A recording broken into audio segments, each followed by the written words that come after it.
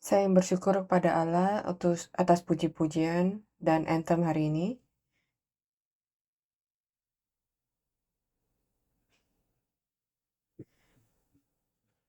Saya akan nunggu sampai missionary masuk ke tempat translation.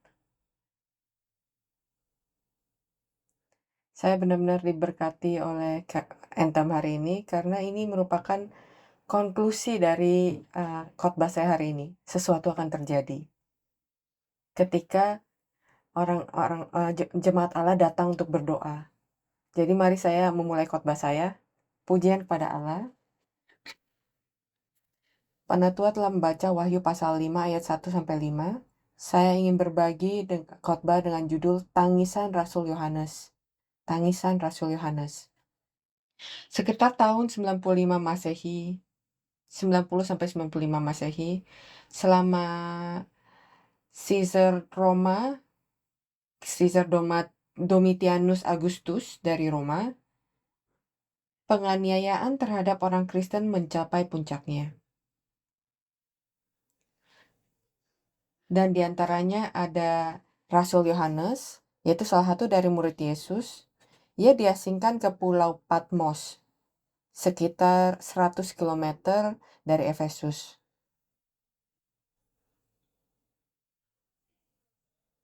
Dan di sana ia diasingkan dan harus dihukum mati. Tapi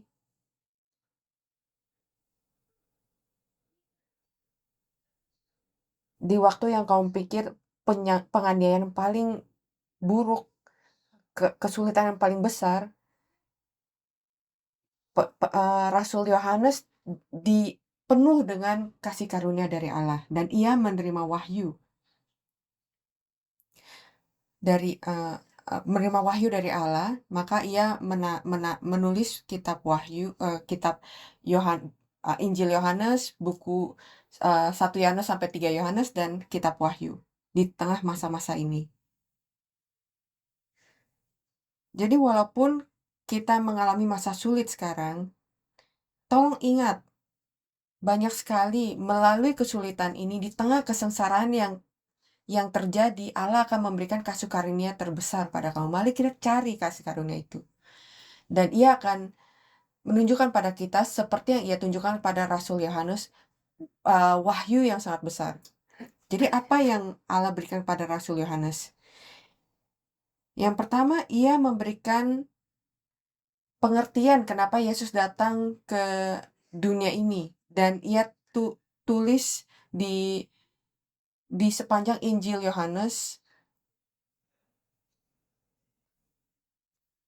Dan ia mengkonklusikannya kenapa Yesus datang ke dunia ini dan memberikan hidup yang ia berikan pada kita. Dan Rasul Yohanes menekankan di buku Injil Yohanes, kamu harus tiba saat itu karena waktu di dunia ini bukan segalanya. Yesus datang untuk memberikan sesuatu yang lebih baik.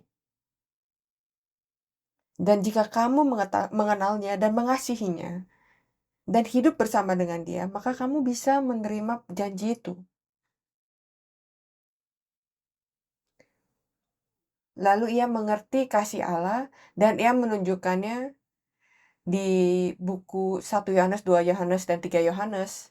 Dan ia melihat sesuatu yang akan terjadi di akhir zaman. Jadi di buku Wahyu pasal 1, ia menulis apa yang ia lihat, yaitu gambar Yesus, Allah yang telah Tuhan yang telah bangkit kembali, Tuhan yang akan datang kembali, gambar dari Yesus Kristus. Apa yang saya ingin, dan saya percaya kamu juga ingin melihat Yesus, melihat tahta Allah. Wahyu pasal 2-3, ia berbagi kepada kita pesan Yesus kepada 7 gereja di Asia. 7 gereja melambangkan gereja di akhir zaman. Jadi pesan rahasia yang Yesus berikan kepada gereja di akhir zaman. Wahyu pasal 4, surga terbuka dan ia melihat tahta Allah. Dan seseorang yang duduk di atas tahta itu. Dan saya benar-benar berdoa kalau Allah akan menunjukkan kepada kamu dan saya juga tahta Allah yang ada di surga.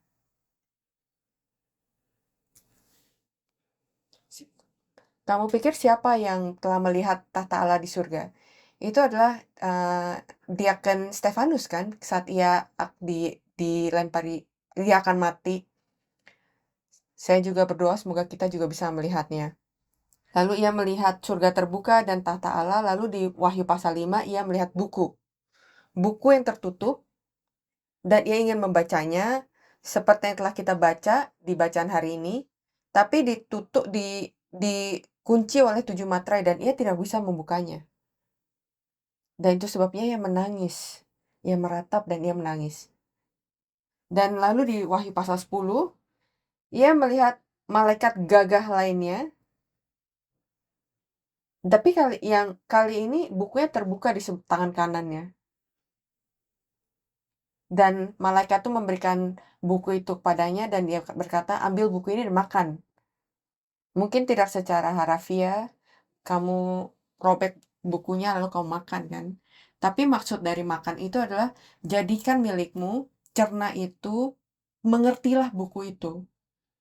Lalu di pasal 11 dan berikutnya kita melihat apa yang akan terjadi di akhir zaman. Dan hari ini kita akan melihat di Wahyu pasal 5, buku yang disegel dan kenapa Rasul Yohanes menangis.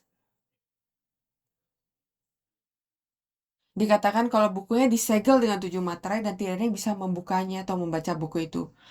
Rasul Yohanes menginginkan untuk mengerti dan melihat apa yang ada di buku ini. Apakah semua orang yang di sini ingin memiliki harapan yang sama seperti Rasul Yohanes? Apakah kamu ingin membaca buku itu? Kamu tahu apa yang akan terjadi setelah itu? Kamu memiliki bukunya. Apakah kamu membacanya? Apakah kamu membaca buku ini? Atau kamu tidak hati-hati? Kamu pikir, saya udah tahu. Kenapa kita harus benar-benar belajar firman Allah untuk menjadi orang yang baik? Banyak orang Kristen yang tidak peduli tentang apa yang ditulis di buku ini. Kenapa? Karena mereka nggak tahu efek apa, hasil apa yang akan diberikan kalau kita mengerti isi buku ini. Tapi Rasul Yohanes memiliki kehendak yang besar ini dan malaikat yang gagah memproklamasikan dengan suara yang tegas, siapakah yang layak membuka gulungan kitab itu dan membuka materainya? Tapi tidak ada seorang pun yang bisa membuka gulungan kitab itu lalu melihatnya. Tidak ada yang bisa membuka segel itu. Itu sebabnya, mendengarkan itu, Yohanes mulai menangis. Dan tangisan ini, itu seperti ketika orang yang paling kamu kasihi baru saja meninggal. Keadaan yang sangat sangat sedih, desperate. Kamu nggak tahu, apakah kalau tanah yang kamu berada itu telah hilang, tidak tahu siapa yang harus kamu percaya, tidak ada tempat bersandar. Dan satu-satunya harapan yang dimiliki Rasul Paulus Rasul Yohanes karena ia melihat gambar Yesus dan ia melihat pesan Yesus pada gereja dan ia melihat tahta Allah. Ia ingin pergi ke sana dan satu-satunya cara melalui buku ini yang disegel dan ia merasa tersegel. Harapan kita hilang. Maka ia menangis.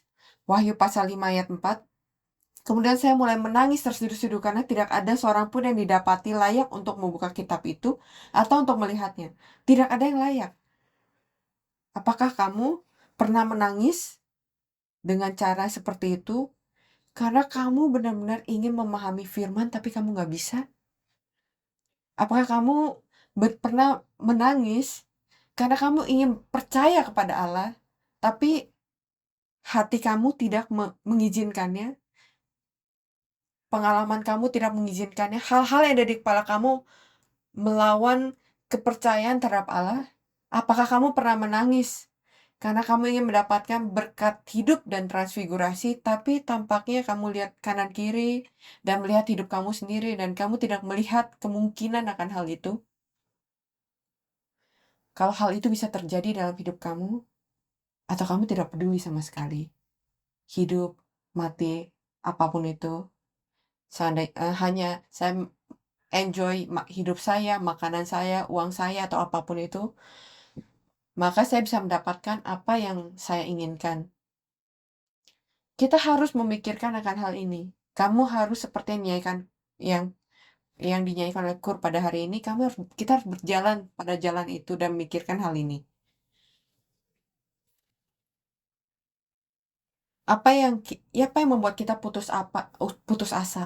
Apa yang kita kejar di hidup ini? Apakah hal-hal yang terjadi dalam hidup kita, atau apakah kita membuka buku ini dalam hidup kita? Bagaimana kita mengerti akan hal ini? Apakah kamu pernah menangis karena orang yang kamu kasih, orang tuamu, anak kamu, yang ingin mengerti firman ini tapi tidak bisa mengerti? Karena kamu tahu waktunya telah sampai, atau di antara waktu kamu atau waktu mereka, tapi kebenarannya belum ditunjukkan kepada mereka. Tangisan Yohanes bukan hanya kejadian di masa lalu oleh seseorang yang menangis secara emosional, tapi tangisan yang harus berlanjut di dalam hati dan hidup dari orang kudus sejati, orang percaya sejati di waktu akhir ini. Orang-orang biasanya memulai dan mengakhiri hidup mereka dengan menangis. Ketika kita lahir, biasanya kita lahir dengan menangis. Bayi lahir dengan menangis, kan? Dan biasanya pada saat kita mati, kita juga mati dengan air mata. Dan di antaranya ada banyak air mata yang kita curahkan. Tapi pikirkan, kenapa dan air mata yang kita curahkan, manusia curahkan. Kita mencurahkan air mata dan tangis, kadang-kadang karena hal-hal yang emosional, kadang-kadang sesuatu yang inspirasional, tapi sering sekali tentang diri kita sendiri, berhubungan dengan diri kita, um, dengan ketamakan kita, kesedihan kita. Ketika ada yang menyakiti kita atau membuat kita tidak nyaman, kita menangis. Karena kalau kita ingin memiliki sesuatu tapi tidak bisa mendapatkannya, kita menangis. Biasanya itu tentang diri kita. Berapa kali kita benar-benar menangis untuk orang lain, berapa kali kita benar-benar menangis untuk kehendak Allah.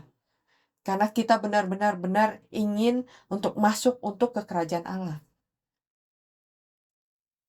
Jadi kenapa Rasul Yohanes menangis pada hari ini? Mari kita pikirkan ini. Yang pertama adalah air mata adalah mencari kasih karunia Allah.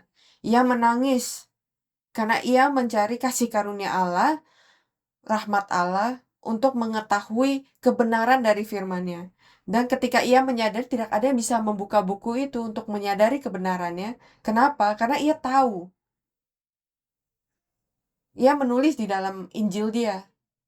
Jika kamu ingin mendapatkan hidup kekal, kamu harus datang kepada Allah dan anak yang dikirim, ya Yesus Kristus, dan satu-satunya cara mengetahuinya adalah melalui firman. Dan kalau kita tidak bisa membuka buku itu, orang itu tidak bisa menerima kasih karunia Allah. Ia mengetahui kalau orang itu tidak mendapatkan kebenaran dan kasih karunia, hubungannya dengan Allah akan hilang. Apakah kamu tahu akan hal itu? Ketika kasih karunia Allah hilang dalam hidup kita, hubungan saya dengan Allah akan terhenti, akan hilang, akan ada halangan di tengah-tengahnya. Maka pikirkan, jika kamu punya bank, rekening kasih karunia rohania, berapa banyak yang kamu punya? Kita benar-benar harus khawatir.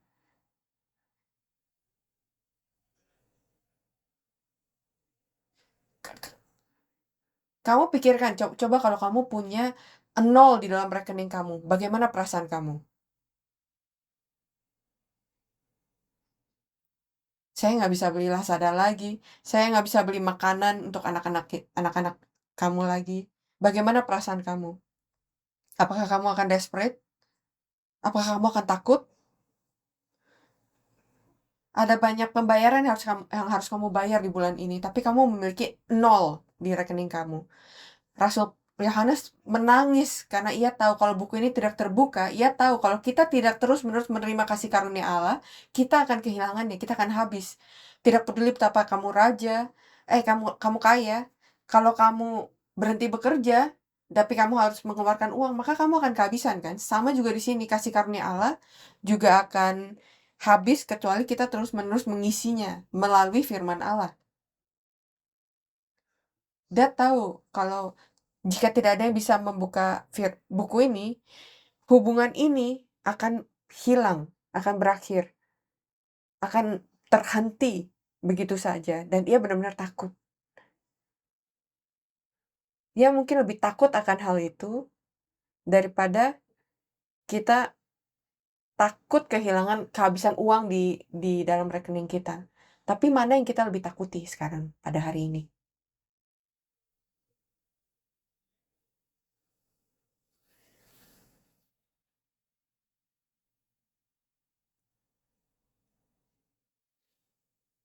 Ia tahu betapa pentingnya hubungan dengan Allah, berkat dari Allah itu di dalam hidupnya. Dan ia tahu kebenaran dan kasih karunia datang dari surga, sama seperti hujan. Dan ketika Yesus datang dan berkata kalau kebenaran dan kasih karunia ada di dalamnya. Jadi itu adalah tangisan yang penuh dengan keputusasaan untuk mencari kasih karunia Allah. Allah, aku membutuhkan kamu. Aku membutuhkan firman-Mu untuk hidup. Berapa banyak dari kita yang bisa berbicara seperti ini? Saya membutuhkan firman-Nya, kasih karunia-Nya untuk hidup. Bahkan untuk satu saat saja. Sama seperti kita membutuhkan udara untuk bernafas dan untuk hidup. Semoga ini menjadi kesaksian kita dan menjadi tangisan kita pada hari ini. Yang kedua itu adalah air mata pertobatan. Ia tahu tidak ada yang dianggap layak untuk membuka buku itu. Artinya apa? Mereka kekurangan. Mereka tidak terkualifikasi. Kenapa? Karena setiap manusia berdosa. Kita adalah pendosa. Tidak ada manusia yang bisa melakukan hal itu. Dan dikatakan Allah menaruh kerub dan um, pedang api di pintu, di gerbang pohon kehidupan sehingga tidak ada yang bisa mendekatinya. Dan Allah menaruh 7 materai supaya tidak ada pendosa yang bisa membukanya. Jadi apa yang harus terjadi terlebih dahulu? Ampunan, pertobatan harus terjadi lebih dahulu. Kita mungkin mengerti firman melalui kepala kita, pengetahuan kita. Tapi bukan di situ firman itu harus berhenti.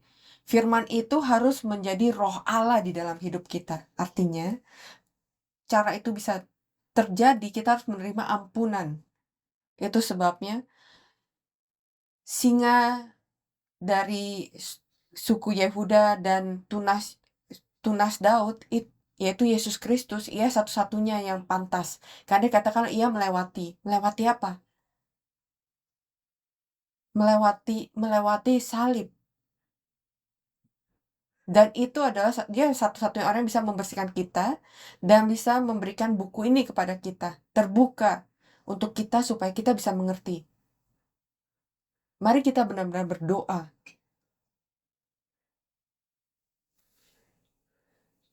Berdoa, doa pertobatan. Bukan hanya untuk diri kita, tapi juga untuk keluarga kita. Untuk sesama kita, rekan kerja kita. Bisakah kita mendoakan doa pertobatan ini bahkan untuk orang tua kita dan anak kita? Untuk sesama kita, rakyat di negara kita? Apakah kita bisa melakukan itu? Atau kita terlalu sibuk hanya untuk diri kita saja? Banyak orang di Alkitab yang berdoa dengan penuh tangis untuk seluruh bangsa dan untuk jemaat Allah. Daniel pasal 9 ayat 5-7. Daniel berdoa untuk seluruh bangsa. Hari kemerdekaan baru minggu lalu kan, dan saya benar-benar berdoa kalau kamu dan saya bukan hanya berdoa untuk negara kita hanya pada hari kemerdekaan, tapi mari kita lakukan ini setiap hari. Apakah kita bisa setuju atas hal ini? Apakah kamu tidak ingin berdoa untuk bangsa kamu? Jika kamu tidak punya bangsa, kamu tidak bisa punya keluarga. Bahkan kamu tidak bisa berada kalau kamu tidak punya kebangsaan atau kewarganegaraan, kan? Amin. Dan di dalam Alkitab dan sepanjang sejarah dari bangsa-bangsa di dunia, orang-orang percaya Allah yang benar-benar berdoa untuk bangsa itu, berjuang untuk negara itu, mengorbankan hidup mereka untuk negara itu. Dan saya percaya kalau kita benar-benar harus berdoa untuk bangsa-bangsa itu. Dari mana kamu berada, di mana kamu berada, dari mana kamu datang, di mana kamu berada sekarang. Kita berada di Singapura, kan? Daniel pasal 9 ayat 5, kami telah berbuat dosa dan salah, kami telah berlaku fasik dan telah memberontak, kami telah menyimpang dari perintah dan peraturanmu. Dan Daniel tidak melakukan ini sendiri, mungkin iya, tapi ia orang yang kudus. Jadi pada saat ia berkata kami di ayat 6, ia merepresentasikan seluruh bangsa. Kenapa ia mendoakan hal ini? Supaya mereka bisa mengerti waktu. Daniel menyadari kalau Allah berkata 70 tahun. Dan ini sudah berlangsung 60 tahun lebih. Jadi ia tahu kalau waktunya sudah dekat. Waktu yang Allah janjikan sudah dekat. Tapi melihat realitas, hal yang ia lihat adalah orang-orang tidak pantas, orang-orang tidak layak menerima janji dari Allah. Dan itu sebabnya ia berdoa.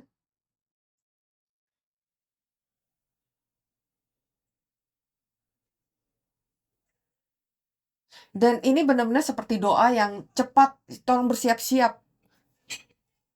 Kamu harusnya bertobat selama 70 tahun, tapi mereka membuang 68 tahun dan Daniel berkata, urgent. Apa yang kamu lakukan? Kalau mereka tidak bertobat, setidaknya saya bertobat atas nama mereka.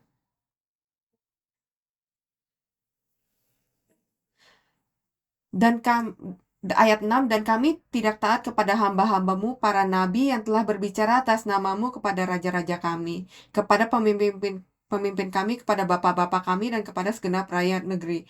Ya Tuhan, Engkaulah yang benar, tetapi patutlah kami malu seperti pada hari ini. Jadi ia terus berdoa pertobatan, dan Allah menunjukkan kepada dia kasih karunia dan wahyu akhir zaman. Ingat ketika Musa berdoa kepada atas nama bangsa, doa perantara setelah kejadian anak lembu emas, kamu kamu kamu mengkhianati saya, akan membawa kamu ke tanah perjanjian, tapi kamu menolak saya akan melepaskan kamu dan orang-orangmu karena kamu telah menolak aku. Jadi Musa pada kenaikannya yang pendakiannya ketujuh ke Gunung Sinai, ia melakukan doa syafaat di Keluaran pasal 32 ayat 31 sampai 32. Lalu kembalilah Musa kepada Tuhan dan berkata, bangsa ini telah berbuat dosa besar sebab mereka telah membuat alat emas bagi mereka. Jadi Musa berkata kepada mereka untuk bertobat. Tapi ia datang kepada Tuhan kalau orang-orang ini, ia berkata kepada Allah kalau orang-orang ini telah berdosa. Dia berkata, bangsa ini telah berbuat dosa besar sebab mereka telah membuat alat emas bagi mereka. Tapi sekarang kiranya Engkau mengampuni dosa mereka itu, dan jika tidak, hapuskanlah kiranya namaku dari dalam kitab yang telah Kau tulis. Ia katakan apa? Tolong hapuskan nama saya dari buku kehidupan jika kamu tidak bisa memaafkan orang-orang ini. Keluaran pasal 32 ayat 31 sampai 32. Apakah kamu bisa berdoa seperti ini? Apakah kamu telah berdoa seperti ini untuk orang-orang di bangsa ini? Atau setidaknya untuk keluarga kamu? Lihat betapa seriusnya Musa di sini. Ia menangis. Tuhan, walaupun saya tidak bisa pergi ke surga, tolong maafkan orang-orang ini.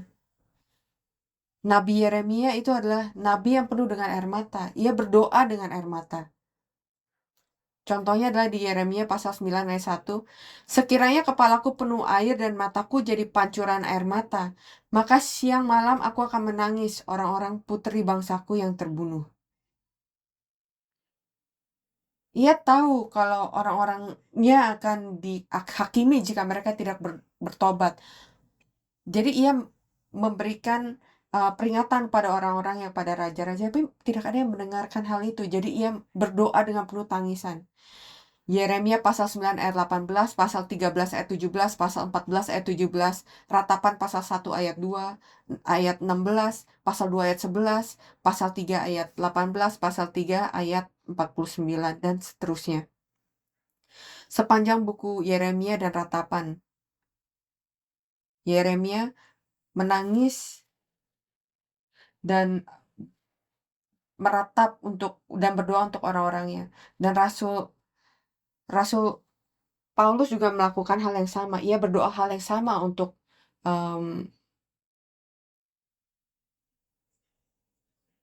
mencari ampunan dari Allah. Kisah Para Rasul pasal 20 ayat 19. Dan pada akhirnya kita bisa mengingat air mata dari Yesus. Doa dari Yesus ketika orang-orang menolak dia. Ini bukan kemarahan atau bukan amarah atau murka karena ia ditolak. Tapi kamu telah melewatkan kesempatan untuk kedamaian dan keselamatan. Lukas pasal 19 ayat 41 sampai 43. Lukas pasal 19 ayat 41 sampai 43. Dan ketika Yesus telah dekat dan melihat kota itu, ia menangisinya. Katanya, wahai betapa baiknya jika pada hari ini juga engkau mengerti apa yang perlu untuk damai sejahteramu. Tapi sekarang hal itu tersembunyi bagi matamu. Dan sekarang Rasul Yohanes menangis karena isi dari buku ini tersembunyi. Yesus menangis karena kebenaran tersembunyi dari mata mereka.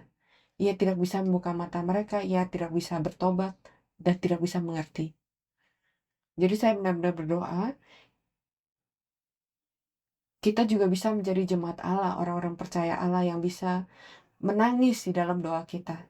Dan pada saat kita memikirkan bangsa kita, keluarga kita, orang-orang yang kita kasihi, orang tua kita dan anak-anak kita. Bukan hanya untuk diri kita, bukan hanya untuk anak kita sendiri. Bahkan orang-orang dekat kita, di dalam gereja kita, banyak saudara-saudara kita yang melalui kesusahan dan penyakit. Saat kita berdoa untuk mereka, mari kita berdoa seolah-olah mereka adalah orang tua kita dan anak-anak kita. Bagaimana kita berdoa seperti kepada mereka seolah-olah orang tua kita yang sakit kanker atau anak kita yang memiliki masalah seperti itu. Dan lebih lagi, mari kita berdoa untuk orang di sekeliling kita, dalam hidup kita, yang tidak mengetahui kebenaran akan firman Allah. Kita harus menangis untuk mereka. Yang terakhir, itu adalah air mata dari Rasul Yohanes adalah air mata syukur. Wahyu pasal 5 ayat 5, kita baca lagi. Lalu berkatalah seorang dari tua-tua itu kepadaku, janganlah engkau menangis. Sesungguhnya singa dari suku Yehuda, yaitu tunas Daud, telah menang sehingga ia dapat membuka gulungan kitab itu dan membuka ketujuh materainya. Ini berita baik kan? Karena ia pikir hal ini tidak akan pernah bisa dibuka, tidak ada yang layak. Ia pikir harapan telah hilang. Itu sebabnya ia menangis. Tapi sekarang berita baiknya itu akan dibuka. Jadi penetua berkata, jangan menangis. Jangan kau menangis. Kalau saya Rasul Yohanes, saya mungkin menangis lebih lagi. Sekarang tangisan yang penuh dengan kebahagiaan dan syukur. Saya kehilangan harapan saya, tapi sekarang hal ini akan dibuka. Hal ini bisa saja terjadi. Saya bisa ditransfigurasi. Saya bisa dibangkitkan. Saya bisa melihat Tuhan. Hubungan saya dengan Tuhan, dengan Allah tidak akan terputus. Siapa itu singa dari suku Yehuda. Yesus adalah singa dari suku Yehuda, tapi bukan hanya keturunan dari Daud. Dikatakan di sini dia adalah tunas dari Daud. Ia lahir dari suku Yehuda, tapi ia adalah pencipta dari seluruh garis keturunan itu. Bukan hanya garis keturunan itu, tapi seluruh manusia di seluruh manusia di seluruh dunia. Berhenti menangis artinya Allah memiliki solusi. Jangan khawatir. Miliki keyakinan. Jadi tangisan Yohanes bukanlah tangisan putus asa lagi, tapi penuh dengan harapan dan syukur pada kali ini. Tangisan yang mencari kebenaran dan kasih karunia dari Allah benar-benar akan berubah di akhir zaman menjadi tangis yang syukur, yang penuh dengan syukur. Jadi mari kita berhenti menangis untuk diri kita, mengasihi diri kita sendiri atau masalah kita sendiri. Bukan berarti kita tidak menangis untuk masalah kita, tapi kita mencari solusi melalui nama Yesus Kristus, melalui iman dan kasih karunia untuk hal-hal pribadi kita. Dan mari kita tumbuh supaya kita bisa menangis yang mencari kebenaran Allah dan rahmat dan kasih karunia Allah. Cari ampunan dari Allah, dan tangisan itu benar-benar akan berubah menjadi tangisan yang penuh dengan sukacita dan syukur. Amin. Kali ini ketika saya di Korea, ketika retret, saya diberikan kesempatan untuk berbagi laporan misi mengenai proyek Hora 120. Dan saya berbagi dan berkata di bawah nama Hora, Gereja Zion Singapura, di bawah pimpinan dan setiap jemaat mengambil bagian dari sini, kita memiliki kesempatan untuk melakukan proyek Hora 120. Saya tidak akan menjelaskan semua di sini karena saya pernah berbagi hal ini sebelumnya. Ya kan? Saya perlu anggukan yang lebih banyak supaya saya nggak perlu menjelaskan lebih lanjut. Terima kasih kalian mengerti. Dan saya berkata, kita percaya akan hal ini. Dan saya menyadari melalui kesaksian dari misionaris dan semua orang yang mengambil bagian dari sini. Matius pasal 24 ayat 14. Dan Injil kerajaan ini akan diberitakan di seluruh dunia menjadi kesaksian bagi semua bangsa. Sesudah itu barulah tiba kesudahannya. Kita ingin merasakan transfigurasi atau kebangkitan. Kita tahu karena pekerjaan kita ini bukan terjadi karena pekerjaan kita, tapi kita harus mencoba. Setidaknya Injil, firman Allah harus diberitakan seluruh bangsa. Kita tidak bisa hanya diam dan duduk dan menunggu untuk dan berharap untuk transfigurasi, untuk Tuhan datang kembali ketika Injil tidak diberitakan. Jadi ini setidaknya hal minimum yang harus kita lakukan. Dan saya berbagi bagaimana buku Seri Sejarah Penebusan diterjemahkan dan dikirim ke berbagai tempat yang berbeda, dan buku yang bersaksi tentang Alkitab memberikan hidup dan harapan dan cahaya dan hidup kepada berbagai gereja, bukan kita, tapi orang yang menerima Injil dari firman itu yang merasa sukacita, dan firman itu menyebar lebih cepat dari yang kita pikirkan. Pada awal tahun ini jumlahnya mungkin sekitar 5.000 orang yang terus belajar firman sejarah penebusan dan mengerti firman secara benar. Tapi hari ini kita masih menghitung ya. Jadi saya masih terus-menerus menghitung beberapa kali karena saya tidak bisa percaya pada mata saya sendiri.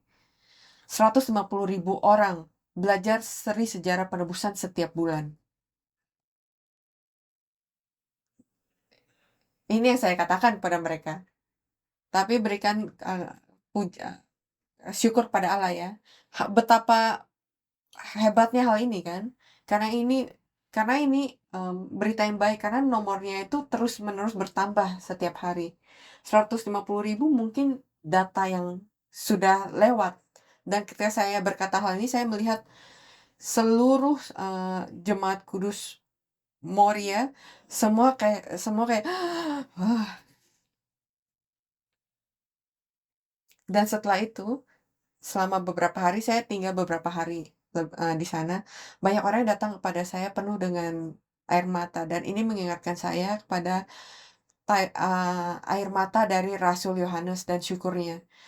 Orang-orang tua, penetua dan penetua wanita datang pada saya dengan penuh tangisan dan berkata, "Saya pikir sudah tidak ada harapan untuk generasi saya. Saya pikir saya hanya akan bisa melihat hal ini lewat dan mati, dan melihat hal ini dari surga." Matius pasal 24 ayat 14 di bisa terpenuhi dari surga. Saya pikir sudah tidak ada harapan untuk transfigurasi, tapi ini adalah air mata yang penuh sukacita karena mereka memiliki harapan lagi. Mereka berkata, "Terima kasih karena saya bisa memiliki harapan. Saya tahu apa yang bisa saya lakukan." Ini adalah orang yang berusia 70-80 tahun. Dan mereka berkata, "Saya pikir saya bisa menyerah, tapi sekarang saya bisa berpartisipasi dalam firman ini." Dan dia berkata, terima kasih Tuhan.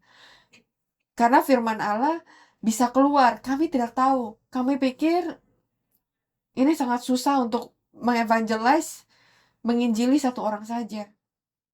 Tapi firman keluar, sudah di luar sana, dan orang-orang diberkati. Orang-orang belajar.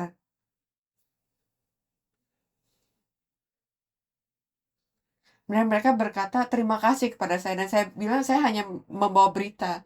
Ini adalah Allah yang melakukan pekerjaan ini. Mereka benar-benar banyak orang yang datang pada saya menangis. Mendengarkan berita baik ini tentang apa yang terjadi kalau firman keluar. Dan banyak orang yang berkata, berikan nomor rekening kalian untuk misi ini. Karena saya bisa memberikan sekitar $50 sebulan. Ada berbagai uh, departemen pelayanan, uh, gereja-gereja cabang. Mereka ingin berpartisipasi dan memberikan um, dana. Dia berkata, ini adalah harapan saya. Ini adalah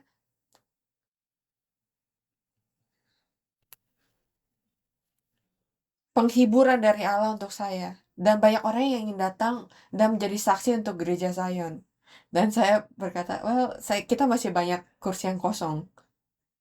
Saya ingin datang dan menghabiskan waktu dengan jemaat-jemaat kamu. Orang seperti apa mereka? Hal yang sangat baik sekali. Jadi banyak orang yang akan datang dan join retreat kita. Dan banyak orang yang bilang, saya ingin ikut serta dalam retreat kalian. Saya tidak bisa menghentikan mereka. Saya bilang, jangan sebarkan lagi karena saya tidak bisa menerima terlalu banyak orang. Tapi banyak yang mau datang. Mereka ingin belajar. Mereka ingin berpartisipasi. Orang-orang dari gereja pusat. Dan saya bilang, ini kayaknya ada yang salah. Harusnya kan kebalikan ya. Tapi saya tidak ingin kita menjadi sombong, tidak ingin terlalu bangga atau tinggi hati, tapi yang harus kita pikirkan dan kita harus rasakan adalah kita harus bersyukur karena Allah memilih gereja Zion Singapura untuk pekerjaan menyebarkan firman ini kepada seluruh dunia, dan mari kita berdoa ini akan terus berlanjut dan kita bisa melihat akhir dari ini. Mari kita berdoa. Tapi satu hal yang sangat yang sangat yang sangat kita harus pikirkan adalah ini sangat dekat, bukan hanya waktunya saja, tapi saat ini firman ini terjadi mulai dari sini. Dan kalau kamu berada di gereja ini dan kamu tidak bisa berpartisipasi, kalau kamu tidak tahu kan hal ini, kalau kamu tidak peduli akan hal ini, sangat menyedihkan. Bukan berkata kamu itu menyedihkan ya, tapi ini seperti begitu Harta yang begitu berharga di mata kamu, tapi kamu tidak berpartisipasi. Tapi air mata yang kita curahkan di sini, air mata Rasul Yohanes ada di sini. Untuk kehendak Allah bisa di digenapkan supaya materai ini bisa buku ini bisa diberikan kepada seluruh bangsa. Ia ingin melihat ini. Hal ini tidak bisa terjadi. Hal ini sangat sulit, maka ia menangis. Dan ketika materai ini dibuka, ia menangis lagi, ya kan? Penuh dengan sukacita dan syukur. Sekarang ini terjadi. Dan saya percaya kamu dan saya bisa memiliki air mata itu. Air mata yang penuh dengan sukacita, air mata yang penuh dengan syukur. Kesimpulan,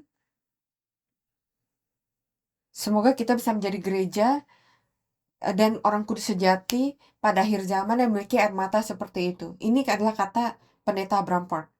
Air mata adalah makanan bagi orang-orang kudus sejati. Kita tidak bisa masuk ke surga dengan mata yang kering. Artinya, kita tidak bisa ke surga tanpa doa yang penuh air mata ini. Individu, keluarga, bisnis yang berdoa tidak akan pernah binasa. Tolong ambil kata-kata ini dan berkata amin. Keluarga kamu, bisnis kamu, anak-anak kamu tidak akan pernah hilang selama kita memiliki firman ini. Selama kita bisa memiliki air mata ini. Air mata sejati akan membersihkan dan membuat jiwa dan raga kita menjadi indah. Kita akan membersihkan tubuh kita dengan air, tapi roh dan jiwa kita akan dibersihkan dengan doa yang penuh dengan air mata. Dan saya percaya kalau Allah akan memberikan kekuatan untuk kita. Dan ini yang terjadi pada Rasul Yohanes. Ia makan, ia cerna, dan ia bernubuat lagi. Dan Allah memberikan kekuatan. Dan ia menjadi dua saksi yang memproklamasikan firman. Dan pada saat ia memproklamasikan firman itu adalah 3,5 tahun pada awal dari 7 tahun kesengsaraan. Dan ketika ia memproklamasikan ini, 3,5 tahun terakhir terjadi. Jadi apa yang harus kita lakukan? Berhentilah kita memakannya. Memakannya itu manis. Tapi sering kita hanya merasakan, mencicipi. Kita hanya mencicipi tapi tidak kita cerna, hanya sampel. Apakah hari Tuhan itu hanya sampel untuk kamu? Hanya mencicipan untuk kamu? Buku kecil yang makan oleh Rasul Yohanes itu manis di mulut, tapi ia makan, ia cerna, di perutnya itu menjadi pahit. Kita harus mencerna firman itu. Kita harus melakukannya dalam hidup kita. Kita harus tumbuh. Kita harus menelannya. Telan semua kesombongan kita, ketidaksenangan kita, apapun itu. Untuk kehendak dia. Itu pahit. Gak gampang. Tapi hanya setelah itu kita bisa bersaksi, mengproklamasikan, dan bisa bernubuat lagi. Hanya mereka yang diberikan firman ini bisa bernubuat lagi. Ada banyak orang yang tidak mendapatkan firman ini di dunia ini. Tapi kita bersyukur kita diberikan firman ini. Amin. Jadi mari kita menjadi orang yang bisa memproklamasikan firman ini sampai ujung dunia ini. Dan semoga kita, jika Allah mengizinkan, semoga kita bisa merasakan transfigurasi itu. Amin. Mari kita berdoa. Allah Bapa, kami bersyukur karena Engkau memberikan kita harapan. Kita bersyukur karena Engkau mengubah air mata yang penuh kesedihan dan putus asaan menjadi sukacita dan syukur. Kami bersyukur Engkau memilih Zion Church Singapura untuk melakukan pekerjaan ini, untuk memproklamasikan firman ini. Semoga kita tidak menjadi sombong, tinggi hati, atau berpikir kita yang melakukannya. Tapi mari kita bisa terus bersyukur karena Engkau memilih kita melakukannya. Kami berdoa Engkau melakukan pekerjaan proklamasi firman ini di akhir zaman ke seluruh gereja, ke seluruh tempat, dan banyak orang yang datang untuk mengerti firman di Alkitab. Saat kami berdoa untuk orang yang kita kasihi, anggota keluarga kami, penduduk di negara ini, Kami berdoa Engkau mendengarkan doa kami, dan semoga kita bisa menjadi Daniel, Yusuf, orang yang Kamu pilih untuk berdoa untuk bangsa bangsa kamu, orang-orangmu, untuk semoga kita bisa melihat hari terakhir yang di mana kemuliaan dan kemenangan-Mu itu tampak. Terima kasih atas kasih karunia, dalam nama Yesus Kristus kami berdoa. Mari kita bersyukur dan memuliakan nama Allah. Amin.